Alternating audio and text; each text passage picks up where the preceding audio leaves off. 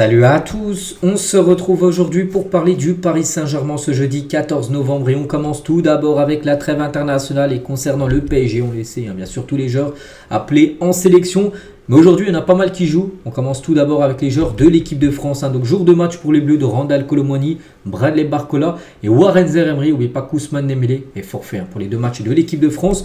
Donc, concernant bien sûr cette rencontre ce soir, France-Israël, coup d'envoi 20h45 dans un contexte bien sûr très particulier. Le match se déroulera au Stade de France. Donc, hier, il y avait l'entraînement de la veille du match. Avec par exemple une petite photo de Barcola avec Zaïre-Emery. Et concernant le 11 de départ, c'est simple. Les trois Parisiens devrait commencer titulaire. On peut voir d'après la compo probable, après ça peut beaucoup bouger, mais Deschamps les gars, quand la compo fuite un jour avant, c'est souvent la même, le soir même. Donc voilà, Zaïre-Emery devrait commencer milieu de terrain, ça c'est plutôt une bonne nouvelle, lui qui s'était plaint de son faible temps de jeu en équipe de France. Voilà, ce soir, il devrait directement être dans le 11 de départ. Barcola devrait également être dans le 11 de départ au poste d'ailier gauche. Et Randal Kolo Muani également. Lui, voilà, il est titulaire seulement en équipe de France au PSG. On sait que c'est beaucoup plus compliqué. Donc voilà, les trois Parisiens, les trois devraient démarrer directement. Et Deschamps qui est en conférence de presse hier. Donc un journaliste lui a dit, vous avez vu le faible temps de jeu de Randal Kolo Muani au PSG. Qu'est-ce que vous en pensez? Il a dit, il a une séance comme 3 joueurs qui n'avaient peu ou pas joué. Le contexte est différent pour lui, c'est pas l'idéal. Je ne sais pas ce qu'il se passe à Paris, je ne vais pas parler de ce qu'il se passe là-bas. Voilà ce qu'il a pu dire bien sûr sur Randal Kolo Muani, que lui le sélectionne parce qu'en équipe de France il est bon. Et c'est vrai qu'il est plutôt bon, il a un très bon rendement. Après voilà, PSG il peut rien y faire. Il va pas appeler Luis Enrique pour lui dire ouais, t'as intérêt de faire plus jouer Kolo Muani. Voilà, non. Voilà, parce que c'est distinct, bien sûr, enfin séparé l'équipe de France. Et Paris, il n'y peut rien. Et c'est que depuis la dernière fenêtre internationale, Randal Kolo Muani avec les Bleus, ses statistiques après 25 sélections le rapprochent des meilleurs quand même buteurs de l'histoire de l'équipe de France. C'est fou, ce paradoxe, alors qu'en équipe de France, les gars, il est parmi les meilleurs, alors que du côté du PSG, il ne joue pas parce qu'il n'a pas la confiance du coach. Donc Deschamps lui maintient sa confiance comme il l'avait fait avec Giroud à l'époque. Il y a un moment, Giroud ne joue plus du tout à Chelsea, mais il est appelé toujours en équipe de France titulaire. Et c'est la même chose pour Randal Kolo Muani. Donc une efficacité comparable à celle des 10 meilleurs buteurs de l'histoire de l'équipe de France. Voilà, donc c'est pas mal. Donc nombre de buts marqués au cours de leurs 25 premiers matchs. Donc actuellement il a 25 matchs en équipe de France. On peut voir là tout à droite. Kolo Muani où c'est en rouge 8. Voilà, donc il est parmi les meilleurs. Mbappé par exemple, il est à 10 buts inscrits après ses 25 premiers matchs. Kolo Muani il a 8, au même niveau que Thierry Henry. Des grands buteurs de l'histoire de l'équipe de France. Voilà, donc un nouveau rôle peut-être majeur dans l'attaque française. Voilà, donc il est parmi les meilleurs, alors qu'il joue très peu en club, mais en équipe de France. À chaque fois, c'est une bouffée d'oxygène pour l'attaquant parisien. Donc voilà ce qu'elle va dire en espérant ce soir qu'il soit de nouveau encore buteur, lui qui a été souvent décisif lors des derniers matchs des Bleus. On continue à pas que l'équipe de France qui joue ce soir, il y a l'équipe de l'Italie, dont Donnarumma qui joue. Ça sera un gros match, un Italie-Belgique ce soir au programme. Donc voici le 11 attendu côté italien, avec surtout nous, ce qui nous intéresse, c'est bien sûr le gardien Donnarumma qui devrait bien être titulaire dans le dispositif de 3-5-1-1, le dispositif de cette sélection italienne. Bonne chance bien sûr à l'Italie qui sera après le futur adversaire de l'équipe de France. Ça sera début de semaine prochaine. Il y a aussi le Brésil qui joue, le Brésil de Marquinhos. Ça sera ce soir 22h. Le Brésil joue contre le Venezuela et Marquinhos, le seul Parisien appelé, Beraldo n'a pas été appelé, donc devrait commencer titulaire dans cette équipe brésilienne. Et sinon il y a d'autres joueurs, tiens, comme la Corée les gars, la Corée du Sud, Kang In-lee joue cet après-midi à 15h. Je pense que Kang In-lee va jouer. Il y a aussi l'équipe de U20 de l'équipe de France, je pense peut-être Zague qui doit jouer contre la Corée du Sud également à 18h. Et demain les gars, dans la nuit du 15 au 16, donc la nuit prochaine, ça sera l'Équateur.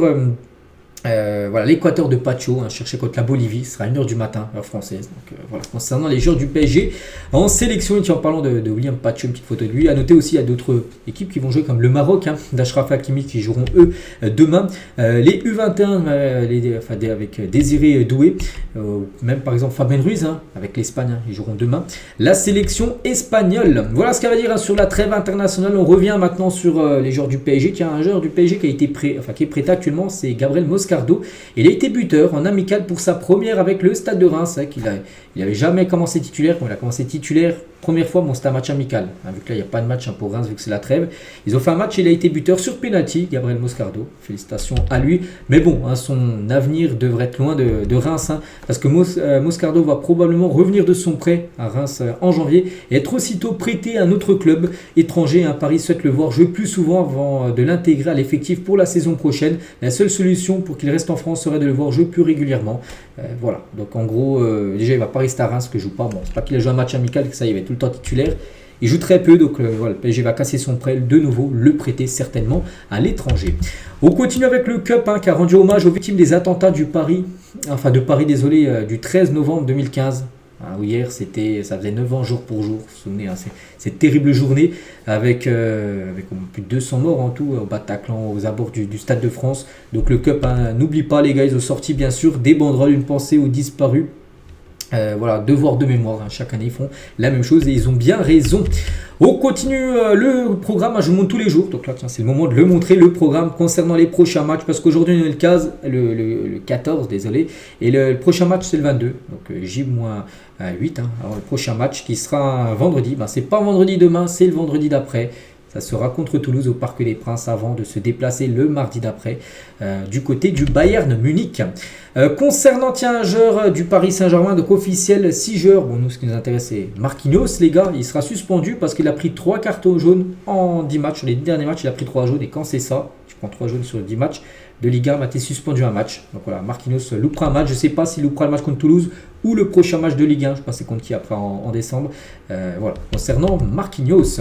Concernant l'équipe parisienne, donc à noter que c'est une des 5 équipes actuellement à toujours pas perdu le moindre match en championnat, avec le Galatasaray, le Sporting, le Bayern et la Juve. Le PSG, c'est 9 victoires, c'est 2 matchs nuls et 0 défaite pour le Paris Saint-Germain, bien sûr, en Ligue 1.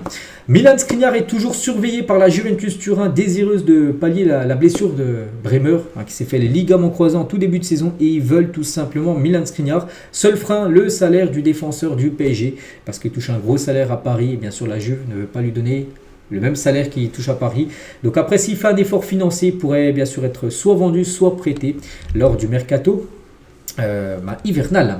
Luis Enrique a fait part à Fabien Ruiz que des efforts sont attendus afin qu'il soit le même qu'avec la sélection espagnole, où il est mis au rang de star. C'est vrai que du côté de l'Espagne, c'est un titulaire indiscutable, c'est une star de l'équipe.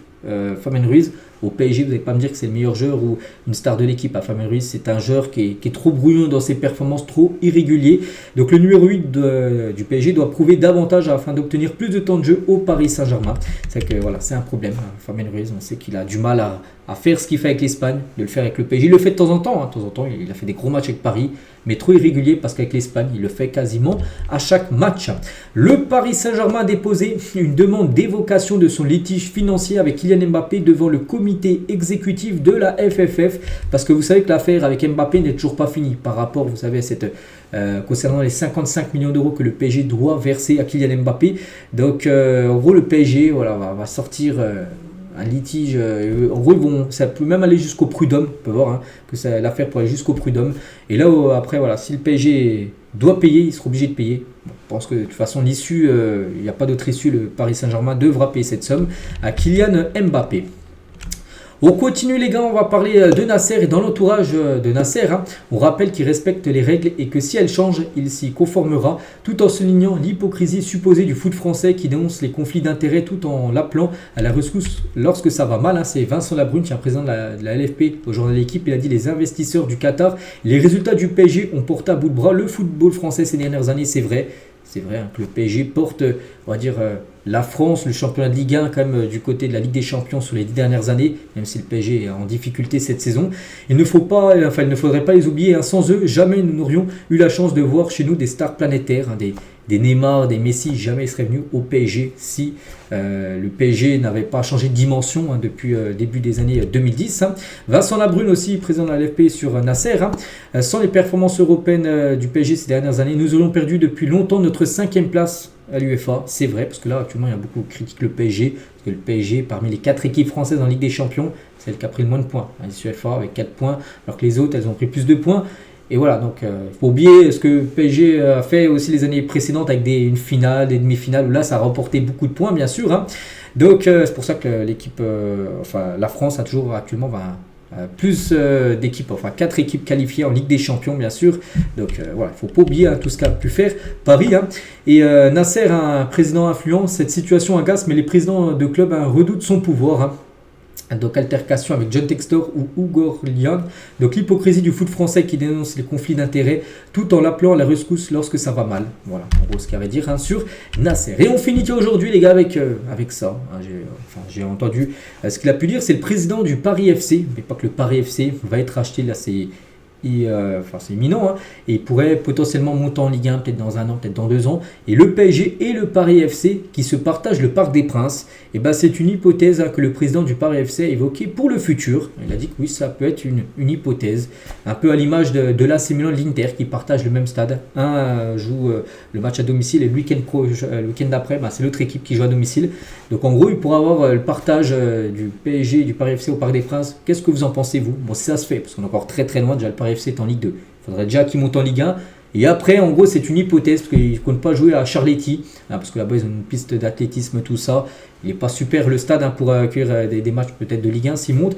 Donc, voilà. Qu'est-ce que vous en pensez, vous, si le PSG et le Paris FC se partageaient le Parc des Princes? Donc, voilà, les gars, ce qu'il y avait à dire. J'espère que ça vous a plu. On se retrouve demain. Bien sûr, on parlera des performances, des joueurs du PSG qui jouent ce soir. Vous savez qu'il y en a pas mal. Et qui jouent à Je vous souhaite une très bonne journée et à demain.